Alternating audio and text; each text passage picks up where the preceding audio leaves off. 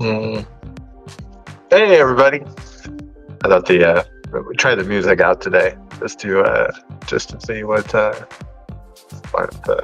what happened. So keep an eye on the other machine. Hold on one sec.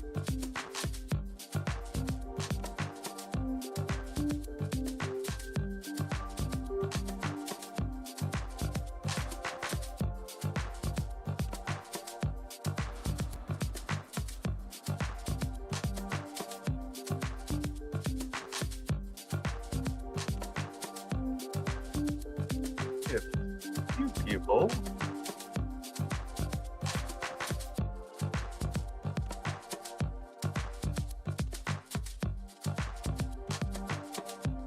Aneja, welcome, welcome. Let me know if you can hear me. Okay. Oh, good. Little chill music. uh, but can you hear me? Okay. Tried to see. It doesn't look like it's showing on the other machine yet. So if this is the one machine that originally had uh, had sound issues, but we should be good.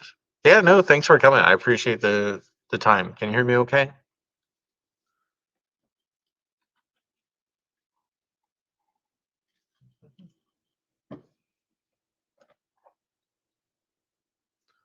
Hopefully. I'll go ahead and get started. I'm gonna go ahead and share my screen. Make sure I have the right one.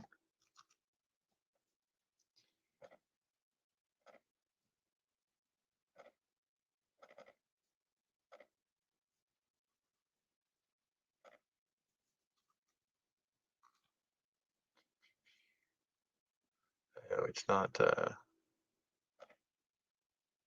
cooperating. I do it like this. See if all right, hold on. Let me try one more time.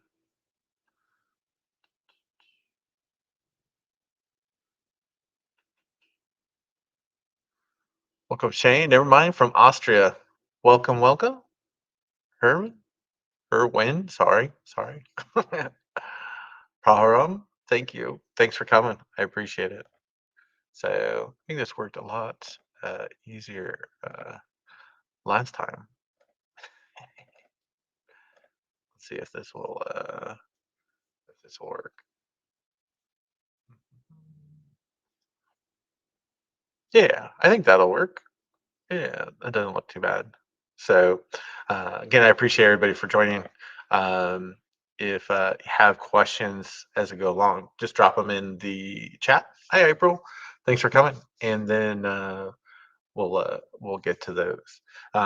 Did actually, I was talking with Jerry Auger. We ended up speaking at the same conference last Friday, so we got to spend some time with him. Hi, Harsha from India. Ciao. Yao Ho. Oh, yeah, you'll have to get me on how to pronounce that one. um, and I mentioned I was trying to do this regularly on Thursdays. He's like, "What's the name of your show?" I was like, "Well, I don't have a name."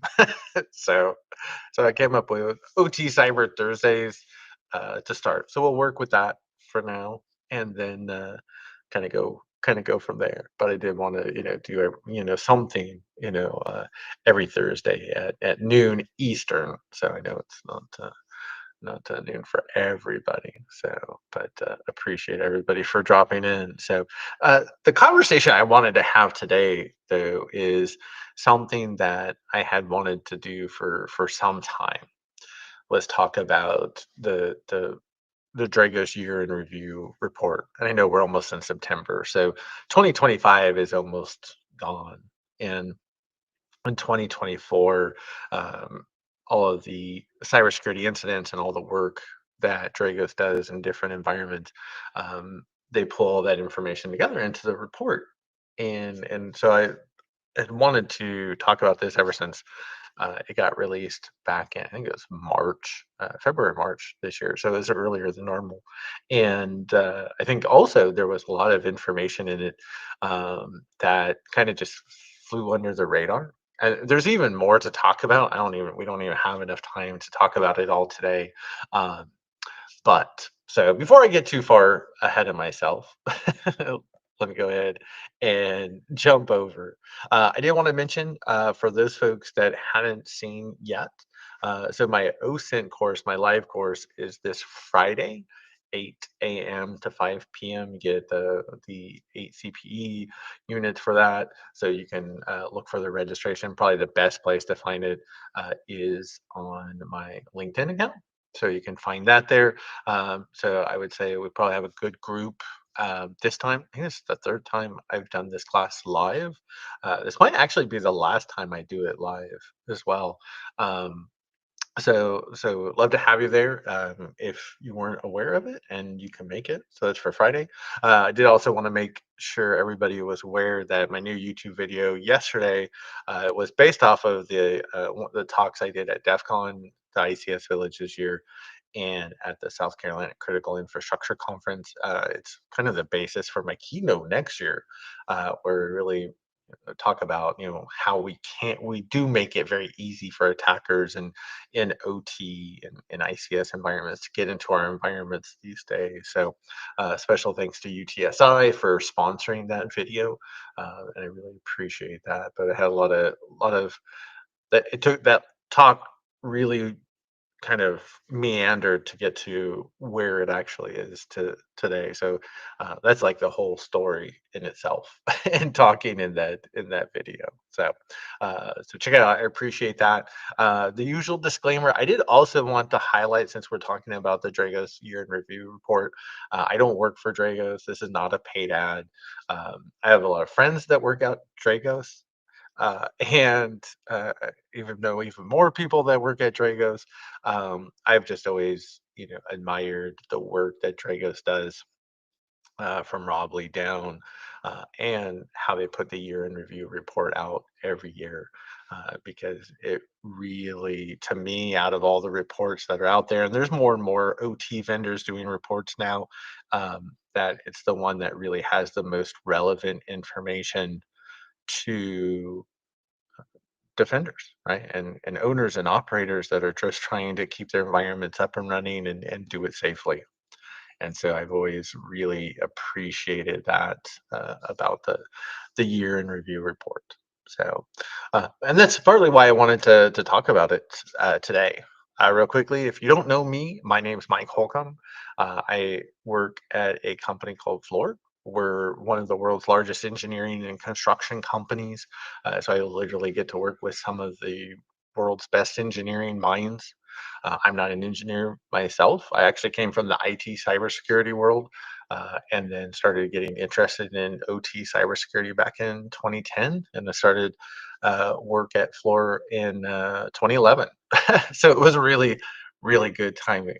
So and stepped foot on my first mega power plant. I call it mega power plant, right? And on in 2012. So and that was all downhill for me. So um, do a bunch of things you can see and run besides ICS and locally besides Greenville.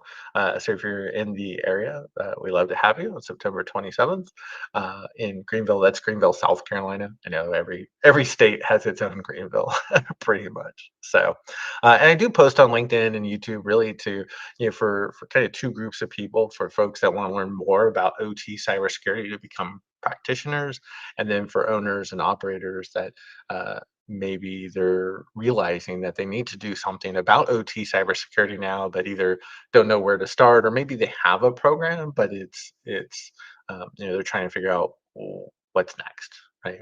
Where do they really need to go next with it? And that's really where my content is focused on in those two groups, because ultimately it's all about defending critical infrastructure and the different services that we use in our daily lives. So in this presentation, and some of you probably seen this picture along the way, I had originally found this on Reddit in the PLC subreddit. So a lot of PLC technicians will post information, and you can learn so much about plants and the folks that really make it run from this subreddit. And this was when the cyber avengers, which are a group of hacktivists that are aligned with Iran, and or we say they're aligned with Iranian interest, as Rob Lee would would say, that they were targeting these kind of combination units. They were PLCs and HMIs, right? If you're not familiar, PLCs are computers that are hardwired into physical systems to control how they move and operate in the real world. And they also have the built-in HMI, or the screen, the GUI, right? That, so we can see what's going on in the environment. This was actually one inside a brewery outside of Chicago, and like many of these devices, most were actually in water treatment facilities. A lot were in, of course, the United States, but they were targeted by cyber avengers because these Unitronics devices were made in Israel. So it didn't matter where in the world they resided. It was just the fact that they were made in Israel and they were using that to make their stand, to get out their message. And so, and you can see, right? They hack the screen. They actually basically wipe the logic. So the PLC just sits there and does nothing, and then they put up the screen that says, you've been hacked. Down with Israel, basically. And while most environments didn't have any issues because of this, because they were able to fall back to manual operations. So all the water treatment facilities in the United States, the brewery outside of Chicago, right? They all fell back to manual operations. So nothing actually went down. Now there was a water treatment facility in Ireland that was down for 2 days, and it impacted 160 people. So those people, those 160 people, didn't have clean water for 2 days. And this is a group, this is a hacktivist group. So when we talk about hacktivists, we're talking about people that have, a very strong ideology, right? They're a very strong stance about something, and they want to make that message known, but they might not have the strongest technical skills. And these were systems that were exposed to the internet with default passwords. So it doesn't take much to be able to compromise these hosts. So, but they did a little work, right? They had to put the picture together, and they had they wipe essentially the PLC logic off of the controller, so it actually wouldn't function. So there was a little knowledge there. Um, but hacktivists are out there, and we see continued increases. Remember, the whole idea behind the Dragos Year in Review report is understanding what is going on out there. I think they really do a great job about that, and we'll get into why. This is my kind of timeline of major incidents that have happened in OT or ICS over the years. These are the bigger ones. There's definitely others to include as well, but these are kind of the big kind of newsworthy moments. And this is actually from my DEF CON talk, because I do talk about Hackers as a movie, which came out in 1995, which was very much ahead of its time because there was a lot of OT ICS attacks in that, even though we didn't really see anything in the real world publicly until Ruji Shire in 2001, or Davis Bessie, which was a nuclear power plant that was compromised by an internet worm. Um, the main point, based off of here, and what we're really focusing on is in this presentation, is where are we at today in 2025? Because if you look at the timeline, right, we just had a few significant incidents that happened over the years. I remember, right, when Stuxnet, word of Stuxnet came out in 2010, and then it was like, how fascinated I was, and I was always looking for the next OT attack, and it wasn't happening, you know, and like years would go by before you had a conversation about like the latest attack. Whereas in 2021 with Colonial Pipeline, that changed, right? Not only did owners and operators understand that they had to do something about cybersecurity, it was actually a thing to worry about. Excuse me. But also the attackers realize there's this thing out there called OT or ICS or SCADA or CPS, or the list goes on and on. But there are these environments out there that they can impact, and whether they're targeting the OT environments themselves or the IT environments that they were connected to, whichever one would give them an impact so they could get paid, right? That's what they mostly want, is all about making money. At least if I'm a ransomware operator. right? Hacktivists, we want to get our message out. State adversaries want to steal your data and then potentially put ourselves in a position where we talk about pre-positioning to be able to have some type of impact down the road, right? Maybe common example is maybe I want to be able to turn off your power plant, right? Create a blackout because that power plant supplies power to a military base, right? Well, no power plant, right? We have a blackout.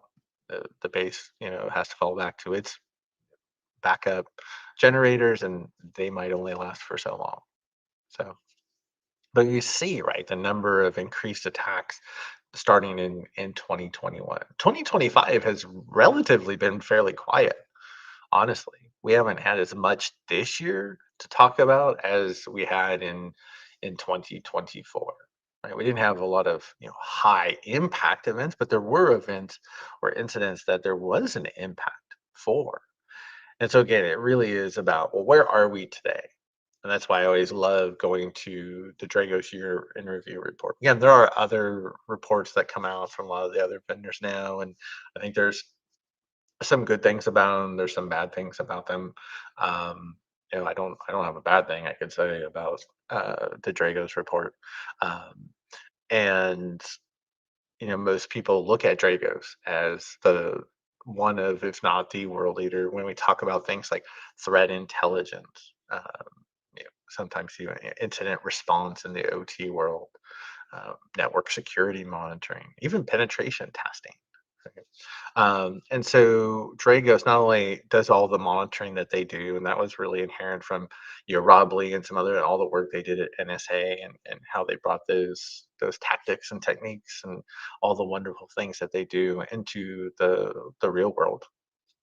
But looking at their client environments. Now I say, and this is just me, Mike, not having any direct knowledge, but if I had to guess, I would say most of Drago's customers are the larger OT or ICS shops in the world, the ones that are more mature, right, and have the resources to invest in things like network security monitoring, which a lot of environments don't, unfortunately. So the great thing is Dragos takes not only all of their monitoring that they do and all threat intelligence they build throughout the year, but also all of the observations that they have from all those client environments throughout the year and bring it together in the year in review report, right? Which I think is um, awesome. Again, to be able to make that available so we can understand what's going on out there in the world and how can we use that information, right, to better defend our environment, right? Can we be stronger tomorrow than we are today? That's really what I'm always looking for. So don't forget, if you have questions as we go along, feel free to drop them in the chat. So um, now, there were some, I guess we say, obvious things in the report, um, in talking about the increases in ransomware, right? Those are things that we see even in the news today. So none of this probably should come as a surprise to most people. But if this is new to you, great, right? It's good something to be very aware of when we look at that the ransomware, right, and just the attacks in general, even targeting OT environments. And this is where I get in trouble. Actually, I had a post not too long ago where I talked about attacks targeting OT and having an impact. There were a couple of mostly vendors, and I guess because they get a lot of hate when they say that, um, because it's not specific as enough. Because most attacks, are they really targeting OT directly, or are they targeting the IT network that OT is connected to? And it's like, oh, okay, right, you have a point, right? It's most attackers are either targeting, right, IT and or the OT network, right? But most of the impacts we see, especially stories in the news these days, is because there's an impact in IT that just happens to have an impact in OT. When the port of Nagoya, with the largest port in Japan, had gone down, and this goes back, I think, 2-ish years now, that when it went down, right, it wasn't because of an OT outage. It was because the systems that they would use to coordinate moving containers on and off of ships and on and off of trucks, that those systems were on the IT network. And when the IT network burned down to the ground with ransomware, it essentially means the IT or the OT operations, right? The port itself can't function, but it was really an IT attack that just had that impact. But we still see a lot of attackers, including right ransomware attackers, that they realize they don't even have to have special OT or ICS skills if they can have an impact even in IT, and it then cascades over and has an impact to OT. Or for ransomware operators, it's all about making the money. So, um, so you can see that Dragos is tracking more groups also that are focused on targeting OT, ICS, and whether it's OT directly or the IT networks that they're connected to. I'm not sure if that is that just are there. I think we can kind of generally agree there are more groups out there. I would think targeting, or maybe this is just Dragos just found more at that time. But I would say everybody probably generally agrees there are more and more attackers, targeting OT. And then if you weren't familiar, that the vast majority of those attacks that are impacting OT organizations are actually targeting manufacturing, which to me makes sense because we have manufacturing everywhere, right? There's only so many power plants that you have in the world, right? There's only so many water treatment facilities.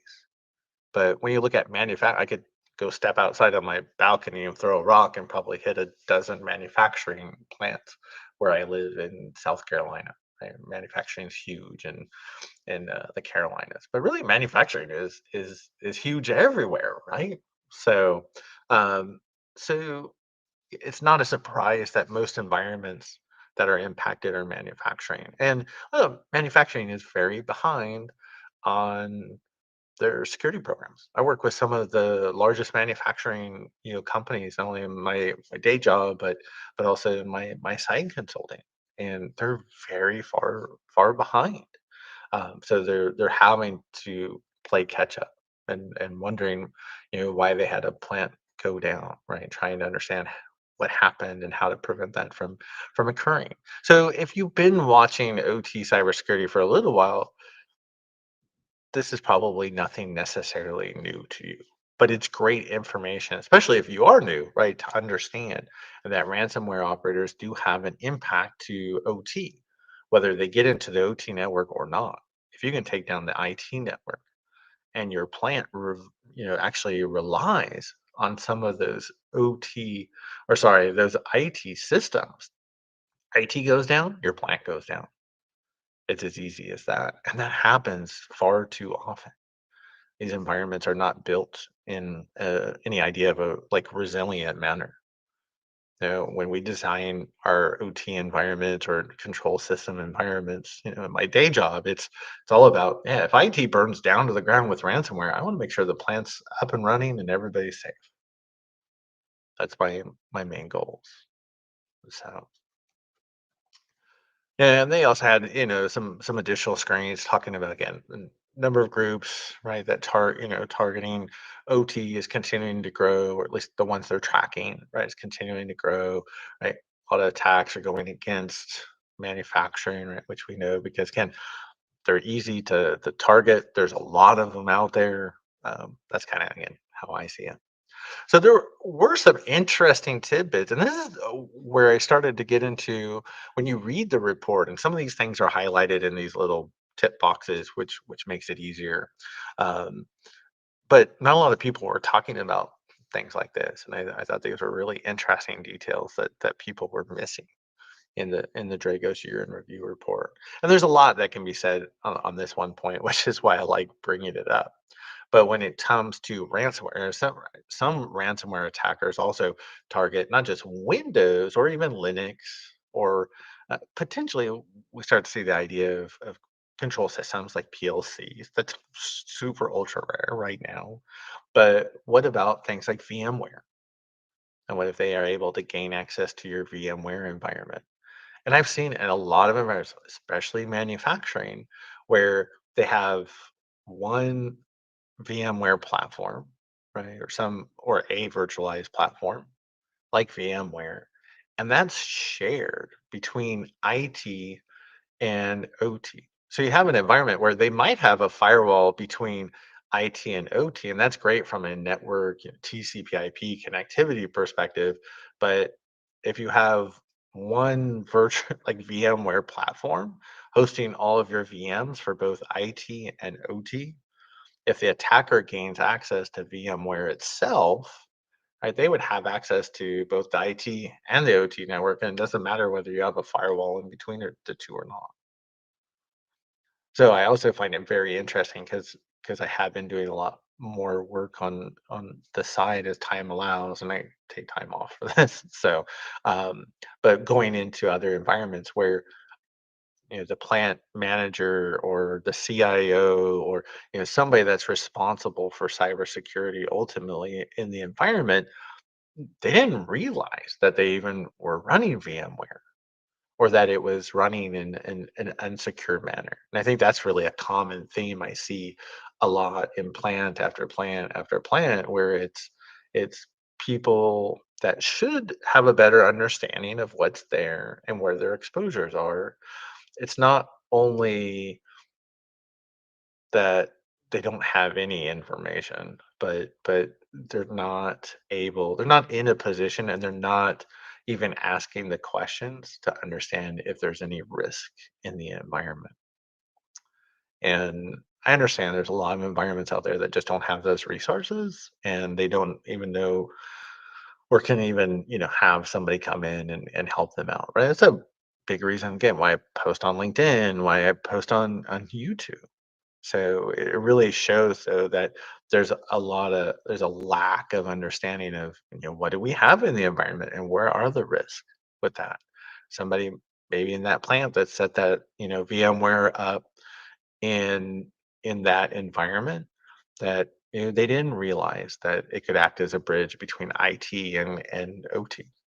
And honestly, I've seen that in it doesn't matter like super small OT environments or the largest of them out there. I've actually seen it in all of them.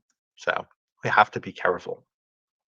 Now, Dragos, this is the one thing that I kind of that gives me a headache with Dragos is the way they name the threat groups. And this is no offense to any of my friends that that work there. Some might agree. They even have their own alternative names for them. They use these industrial mineral type names.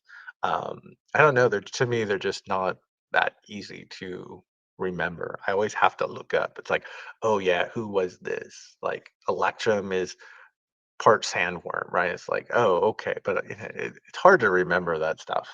But we'll talk about a few of these, and really, I think most of these are state adversary threat groups, like Fold Side, right? Is state adversary from China, right? And you'll see others as well. Sandworm is from Russia. I don't think they track any American groups. I think I've asked Rob before, who, if Rob Lee, who's the CEO and co-founder of Dragos, if they, were tracking American threat actor groups, would they publish them? He said, yeah, we would. So there's a couple things though to keep in mind here is when you start seeing this idea of stage two attackers and the rest of these being stage one attackers. Um, even well, there's a couple of asterisks here. We'll hold on to this for now. I don't want to go too far down down the rabbit hole.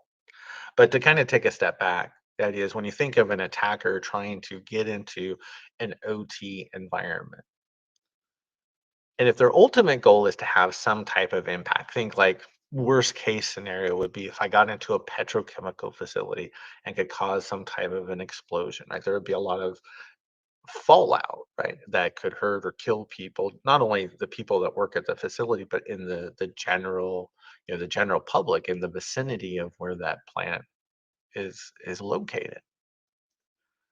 And so when you look at how attackers get into OT, I think a lot of people, and I cover this in my pen testing course, but a lot of people don't realize in an OT environment, you can walk into a power plant, a water treatment facility, a petrochemical facility, right? There's Windows machines everywhere. So it's very common for attackers when they get into OT, they're just moving from Windows machine to Windows machine. They usually come in through IT, move in through the IT OT DMZ if one exists, and then they move throughout all the Windows machines in the OT environment and collect more information about the network. So that's what we call a stage one attack. So stage one attackers are essentially IT attackers, or I always think of them as Windows Linux attackers, right? They're just moving from Windows machine, or Linux to machine to Linux machine, right? And moving through regular old infrastructure, right, with like a lot of Cisco. Stage two is where you have attackers that are now in a position where they sit on the OT network, right? They got there through stage one, but now they've started to gather more information, not only about the different assets in the environment, like the PLCs and the HMIs, but they've also started to map the relationships. It's like, oh, okay, this HMI controls this PLC over here, not this one. And then we get screenshots off of that HMI, and I can start reading values off of that PLC, maybe through something like Modbus, which is an unauthenticated protocol. It allows me to understand what's going on with the actual process. How does the plant actually work? How does this system, how does this computer make this process run in the real world? Because once we figure that out, that's where we can understand the changes that we can make to have some type of impact in the real world. Remember our big red screen that we saw in the beginning? That's where the hacktivist with very little technical skill had created an impact to 160 people in Ireland where they lost water for 2 days. There was a real world impact. And maybe, sure, it was only 160 people, but what if it's 16,000 people next time? Or instead of 2 days, it's 2 weeks. And we'll talk about some other examples of incidents where there was an impact. But that's the difference between stage one and stage two, right? Stage, I think a lot of people, and I think initially when I thought about it, it was stage one. It's like, oh, that's somebody in IT. And then when they move into OT, that's stage two. It's like, no, actually, it's remember, one is you move into IT, but then you also get into the OT network. You just don't have any OT skills. You don't understand PLC programming. You don't understand the relationships between an HMI and a PLC. Right? You know, you couldn't reverse engineer the logic in a PLC or DCS that controls that environment. So the idea is that stage one gets us onto the OT network and even probably has full control over all the Windows machines and the Linux machines in that environment. But then usually can hand off that access to the people that have the control systems knowledge to be able to reverse engineer what's actually going on to have some type of impact. Now, one of the first things I remember Rob stressing, you know, uh, stressing when first met him, and I think it's actually been 10 years. I know, trying to think of when this was. I think it's about 2014, 2015, and that he always wanted to focus, or in part, on vulnerabilities and how we talk about vulnerability management. And we'll come back and talk about this a little bit later as we have more time. But I think Dragos, under Rob's direction, has definitely focused a lot on making sure people understand a lot of the vulnerability information out there can often be wrong. Right, so I'll actually go through all of the OT, CVEs that get released, and you can see they said in 2024, 20% or 2020, 22% of them had incorrect data, right? Which says a lot. Yeah. So always like to focus on, understanding, when you have a vulnerability, well, where does it reside in the network, right? Is it something, you know? if you're familiar, like when you talk about things from the expanded Purdue model perspective, right? Is it one of the higher layers that would be really easy for an attacker to get to, or is it buried deep within the network, like layer 0, layer 1, to where it's not impossible for an attacker to get there, but it would be extremely difficult, right? And if it was at one of those lower layers and buried deep within the network, right, there's a much lower risk. It would take a lot for an attacker to get there. Doesn't mean they can't. It just means it's going to take them a long time, if ever. Right? Now, that second point, we're going to come back and look at some examples here. But look, when we start talking about that, of those advisories, when you start looking for those vulnerabilities in OT environments, right, and that you could see that 22% would typically be network exploitable. So I'm assuming exploitable over the wire, and that it could be perimeter facing, and whether that's connected to the internet or more than likely, well, at least connected or exposed to your IT network. And we're going to see some examples of both of those. They do talk about, and then 39% of the advisories that they had looked at, um, those vulnerabilities, if exploited, could lead to a loss of view and loss of control. Because remember, that's what we're trying to do with control systems. It's all about being able to watch what's going on in the environment and then be able to make adjustments as we need to be able to control it. So if you lose one or both of those capabilities, right, do you really have ultimate control of your environment anyways? No, you don't. So and then you can see that Dragos provided mitigations for 40% of the advisories that had none. So a lot of advisories that come out about vulnerabilities in OT, they're like, there's nothing you can do about this. Like, well, is that really what we want to hear? So that's another one of those things that I think Rob and Dragos have really focused on is, hey, okay, the vendor's not giving you any information to go off of, but maybe here's some compensating controls, or here's some things to think about that you can do to help address the associated risk, which is great. So looks like there's a question real quick from Shane. So hi Mike, just finished Sandworm. Awesome, very cool. One of my favorite books. Ready it listen to it again. At the end of the book, there was mention of U.S. power grid with no manual overrides and switches and breakers. Can you speak on this? Yeah, this is something that I know Rob has even talked about in class. Like I've taken his grid class twice, so I've been very fortunate to be able to do that over the years.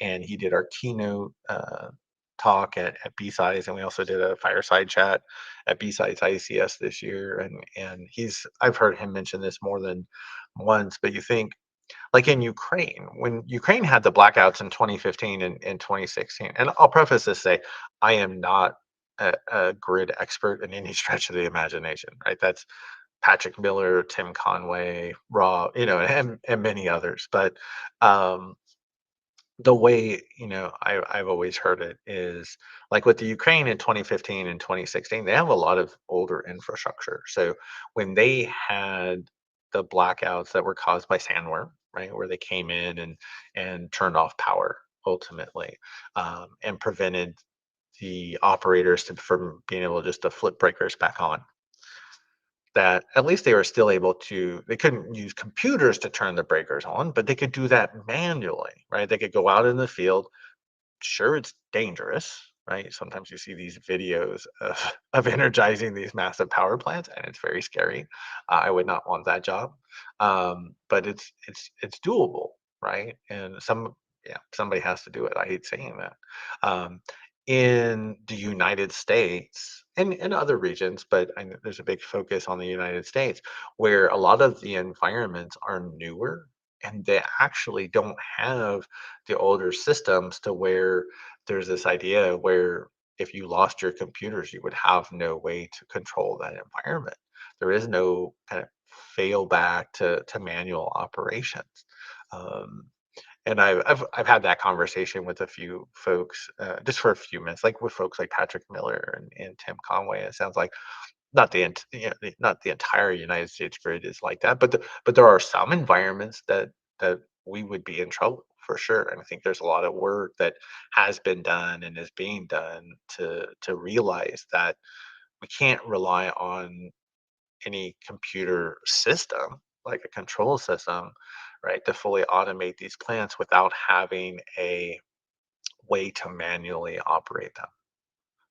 Because I think a lot of the manual operation almost got engineered out of these solutions, which at a high level sounds really, really nice, but it doesn't take into consideration an attacker getting in the environment and taking it down, and then having to be able to restore through manual operations. Because it could be 6 days, it could be 6 months before you able are actually able to restore, your control systems. So yeah, no, great question. So that's my high level uh, answer, but I hope that helps. So yeah, it definitely highlights the need to make sure that we have the ability to fail back to manual operations. Because yeah, not every environment does. So we're going to come back and talk about this. So I'm not going to focus on this too long, but I did like this graphic where they showed, these are some of the common protocols that they saw in incidents and environments that they worked in throughout 2024. And we'll come back and talk about why this is important. So hold on to that for 1 sec. Now, um, they do talk about all the different industries and sectors that are targeted. Pretty much, it's everybody. All right. We talked about, yes, manufacturing is targeted more than anyone. Again, I think just because it's a numbers game, there's more manufacturing than there are things like power plants or military bases, right? Or offshore oil rigs, right? But yeah, everybody was targeted. There's nobody safe, right?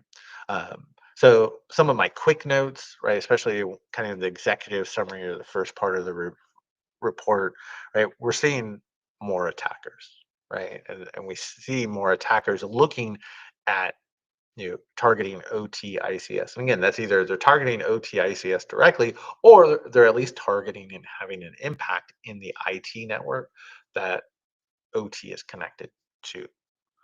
There are groups like cyber avengers that are taking advantage of low hanging fruit that are out there. Like, remember, we saw those kind of PLC HMI combination unitronics systems that are exposed to the internet with default passwords, right? They talk about, yeah, ransomware operators, again, targeting manufacturing. Again, could be OT, or they're just targeting IT and taking IT network down, which also has the impact to take OT down as well. So again, activists are out there trying to get their point across. Now, one of the things, and we'll try to highlight as we go throughout here as well, and we'll look at some examples, is attacks only have to be as sophisticated as possible to get the job done. And really, what we're highlighting here, and this is what I was trying to highlight in the video that I published yesterday on YouTube, was this fact that we have attacks out there like Frosty Goop that don't take a lot. That my grandkids, they're 11 and 14, they could pull this off with very little help other than using ChatGPT. So we are getting better, right? um, and a lot more environments are realizing they need to do something about OT cybersecurity for sure. But we have a long way to go. And then I didn't really, I guess, write out that last note, other than like, and I totally get it. When you look at things like this hands critical controls, right? Network security monitoring is on the top things to do. And it's on my top wish list of things to do for OT cybersecurity and for IT. I think the problem is that most OT environments out there don't have the resources to be able to do network security monitoring.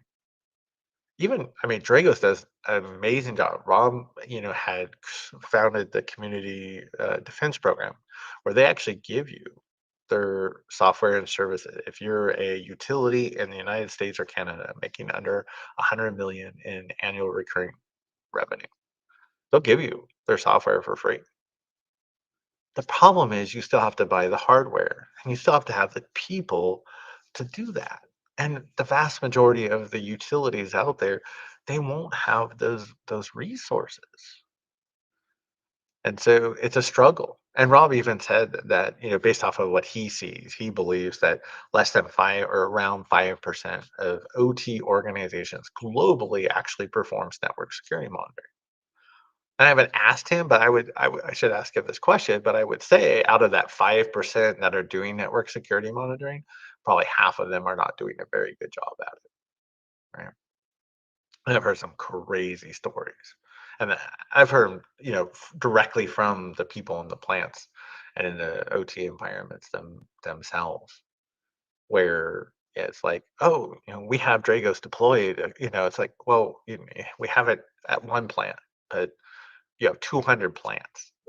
that's that's not complete network security monitoring, or whatever solution. I'm just mentioning Dragos since we're talking about the Dragos report. So, so we have a long way to go for sure. And we talked about stage one and stage two attackers. This is interesting though when you talk about like Hamesite and Electrum, or this is really Sandworm. And the same thing is like with Voltsite and Volt Typhoon, or state actor groups. Um, and again, I've never worked on a threat intel team. It's everything I read and listen and hear to and have these conversations is, you can start to see like a group like Sandworm, where they have a group that focuses on all the IT stuff, right? On the IT systems and breaking into the IT network and then moving into the OT network and all those Windows machines. And then they hand off that access to the stage two group that understands OT. They understand control systems. They're engineers, right? They're able to reverse engineer their process to understand how can we have an impact in this environment. I think Camicide and Electrum, as much as I've read, right, this is kind of sandworm, but then Camicide also helps other Russian state adversary groups with that initial access, right? They're the ones sending the phishing emails, getting that initial foothold on the IT network, stealing credentials, doing other reconnaissance, stealing information, and then moving into the OT network, right, across mostly Windows machines to then get into the OT network to then hand off to the stage two attackers. Full Typhoon is like that, where Full Typhoon as a whole is the IT group, but the way I heard it explained with the Volt Sci, right? That's the much smaller group within Full Typhoon that has the OT or the engineering or the control systems experience, right? Which can understand, right? What can we do in this environment to have an impact, if that's their goal, which in those groups it was. It was very interesting when Voltsite came out, right? And this is the Chinese adversary that was going into OT environments, mostly in the United States, but pretty much everywhere in the world. And this is one of those things that I think also like flew under the radar. And honestly, I wouldn't have even thought of it if I didn't work at Fluor, one of the largest engineering companies, and we work with GIS data all the time. But And it was so when they talked about Voltite, one of the first things that they did when they got into your environment, the first thing that they would go after, besides things like credentials, is GIS data. What GIS data is, if you're not familiar, it allows you to see like your plant and the geography in which it sits. But then it's so much more than that. You can almost think of it as a 3D model of your plant. And that it's usually built up over time. So a lot of the environments that I work in my day job, right? We design and we build these environments, and so you would actually, start with, oh, here's what this blank field looks like. But you would see things like access roads, or maybe where you're actually going to have roads that you're going to build. And then you can show things like, well, where are you going to bring in your utilities? Where are your internet lines going to come in? Right. So if I have a power plant, maybe it's combined cycle power plant that's going to run off of natural gas. Well, where's your natural gas going to come in? Where's your water going to come in? Right. And so that, yeah, that would be useful information for an attacker to know. right? That's information they could use to have some type of impact. Or even I just think of like with Russia and Ukraine right now sending drones right at each other. And if you had that GIS data, that once you have the full plant built out, you would know exactly where to send a drone to do the most damage. Because I was actually looking at, I actually, when I first heard this, I called our GIS expert and I was like, I want to make sure I'm not missing anything, but what could attackers use, GIS data for? I mean, because it gives them an understanding of the plant and it could use, see even the different types of systems, right, that are in the environment. There's so much, it just, the GIS data is, it'll house everything you put into it. Even down, he showed me one example where you could drill through and you could even see a pipe and you could see a weld on a pipe and you could even see who was the welder and what day and time they actually finished that weld, right? So that's how detailed these can get. And think of then if also has like control system data, electrical engineering data, your networking information. Right? If you have all of that information, that's kind of like a treasure map for the attackers to understand really quickly, right? Especially for those with an engineering background, like how that plant is laid out. So it's really fascinating when I remember Rob had mentioned that when Voltite got into the environment and really Volt Typhoon, not even the smaller group with the OT or the engineering knowledge, but Volt Typhoon would get in the environment, and one of the first things they went after was GIS data. So imagine it's kind of almost like having the blueprints, right, and the engineering diagrams for the plant. So really fascinating. So um, oh yeah, big text for that. So Bauxite, that's Cyber Avengers. That's the group with the uh, the red screens that we're talking about earlier, right? So those were new groups that had shown up in 2024. I think they were actually showing up just at the end, very end, like December of 2023 is when we started seeing those attacks. The first one was actually in South Carolina, even though you don't hear about that in the news. So, um, let's just going back to see if there's any questions. I know it just says generic LinkedIn user. So, hi, generic LinkedIn user says, "What are your ideas about OT security SOC?" Yeah, so OT security SOC is important, but it goes back to if you were here listening to the part about network security monitoring, that most OT environments they'll never have the resources to have a SOC. They won't have the resources to pay for their own SOC. They won't have the resources to pay for money, right? They're not going to have the money to pay for like a MSP, right? You actually see kind of a lot more MSPs for OT these days. That's really evolved over, I would say, the last year or so. So you see them trying to offer, services to monitor OT networks. Um, but most of those are going to be still medium, large size environments. That's again the majority of OT environments. They just don't have the money, the budget to do SOC themselves. But yeah, I can talk about SOCs for forever in OT. I know one person is writing a book on OT security, SOCs. I know there's a couple people writing a couple of classes. So there's really no information out there right now about them. But you'll start seeing some things I think pretty quickly, and especially over the next year. Um, I am fascinated, and I totally was this way because if I went from an IT SOC to an OT SOC, I just remember just starting to look at even OT traffic and trying to, see like what would be an attack. And it's just like, oh, this is an attack. This is an attack. This is an attack. It's like, no, it just, I think for most IT people, everything would look like an attack until, right. It's just like in IT, when you first start looking at traffic, it's like, oh, everything just looks like an attack. But you have to be able to understand how the environment operates, how the protocols work, right? What the communication, what are the assets that are communicating, generating that traffic. So it can definitely be a challenge. So, but yeah, good question. But yeah, there's excuse me, some more information coming out. I do want to do like a saw class or at least some videos. It's just it's on the to-do list. So um, now this was one of those interesting points that I thought I mentioned earlier, right? Dragos actually has OT pen testers, and so you see that 17% of the time. I think this means that this is getting better.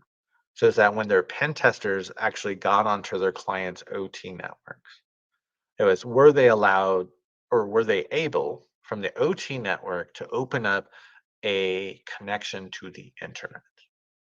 You can see 17% of the time they were able to open up a connection from OT to the internet, right? Which means that there's a pathway to allow an attacker to control or access the IT or the OT network from the internet, right? That should never happen in OT.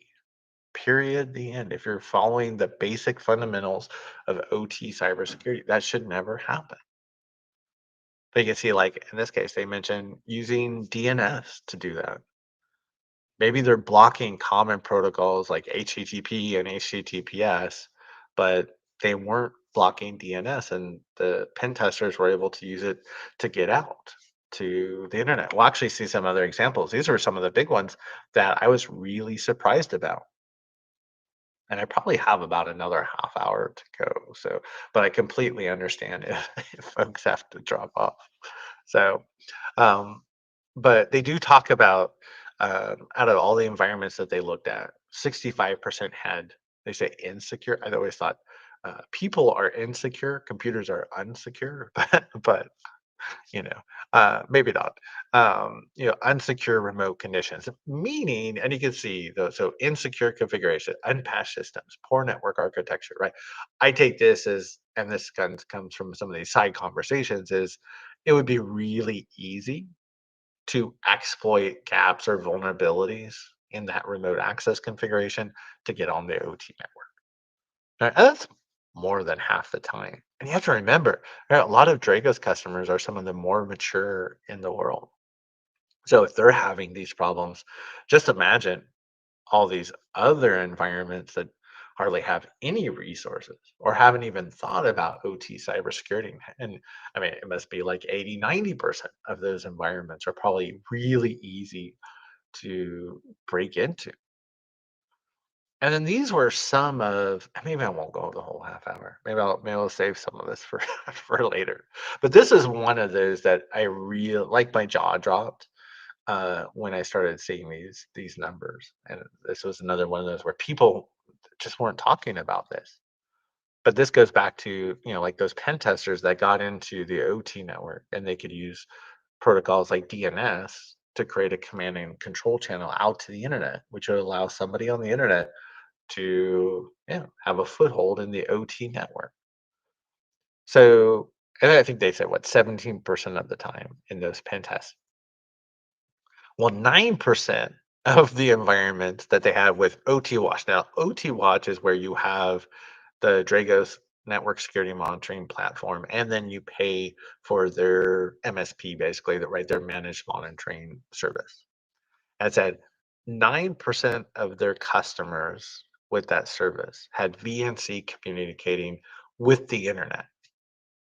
I was just like blown away because we never want to see VNC anywhere, right? Now, it is built into some OT assets. So there is a quote unquote legitimate reason for it to exist, but never to communicate with the internet.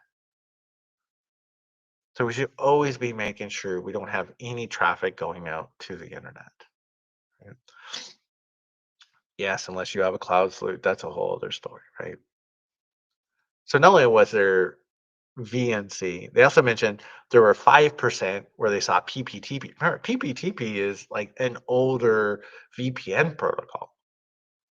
So not only were able to connect out to the internet, but over and actually establish a VPN from the OT network out to the internet.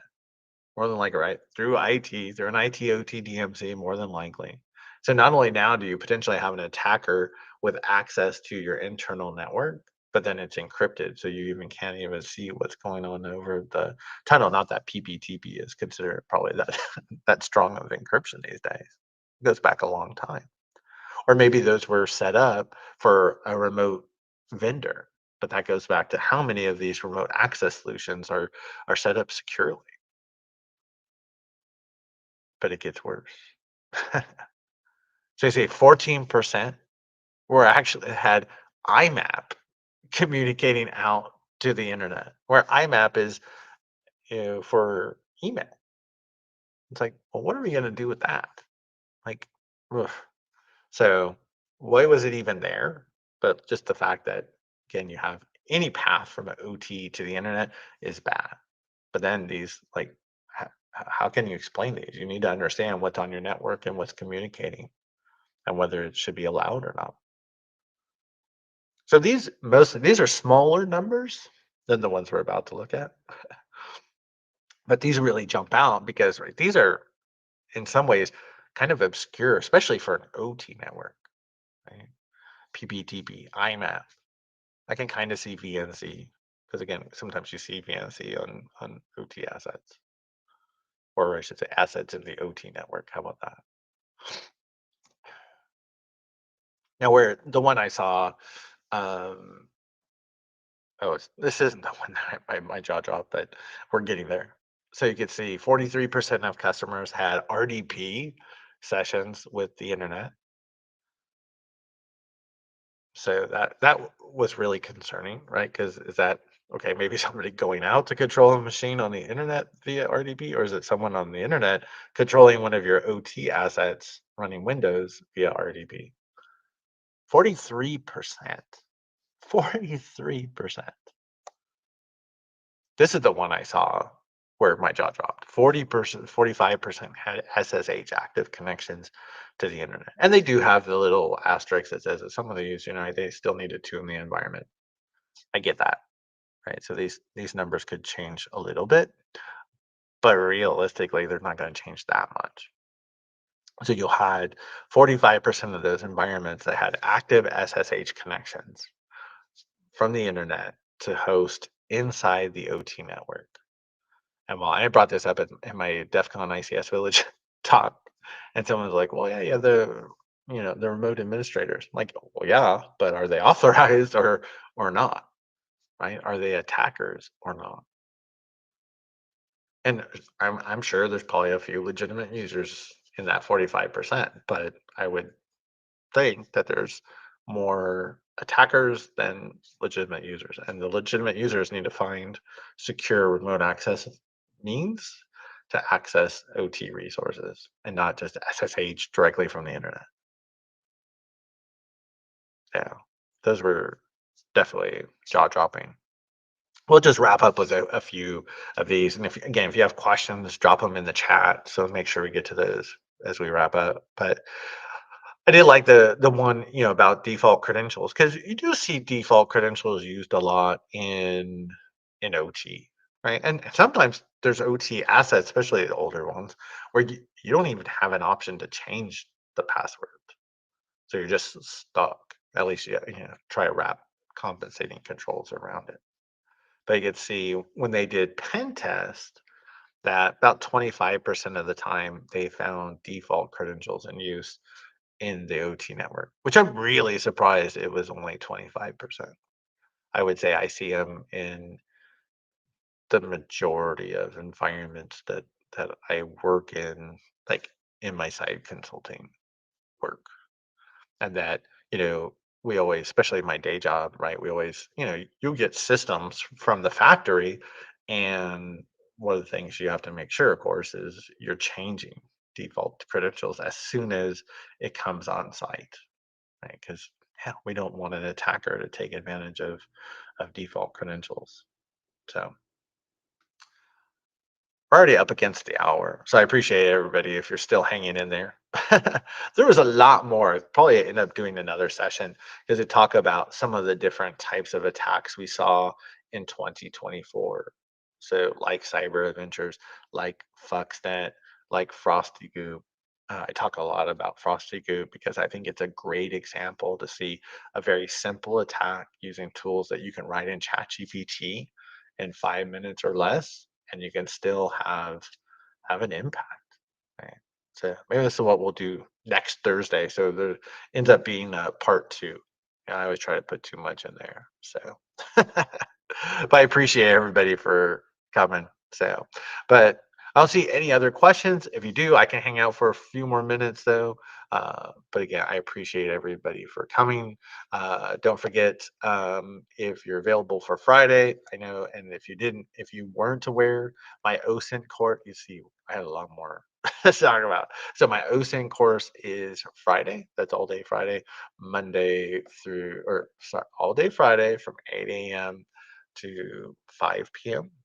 There's ACPs, but we do everything from, how do we find everything from email addresses and employee information to, of course, talking about using Shodan to find exposed control system assets. And not just Shodan, but Google and reverse engineering intrusion detection signatures and how to find those systems that are exposed to the internet. So I have a lot of fun with that class. But this probably is, I suspect, the last time I'm going to be teaching it live, unless something changes. So, all right. Well, thank you again, everybody. If there aren't any more questions, you know where to find me. Feel free to reach out anytime. Connect with me on LinkedIn. You can always post questions in the YouTube videos. I get back to everybody's questions, so regardless. And I appreciate everybody's time. So thanks again. Reach out.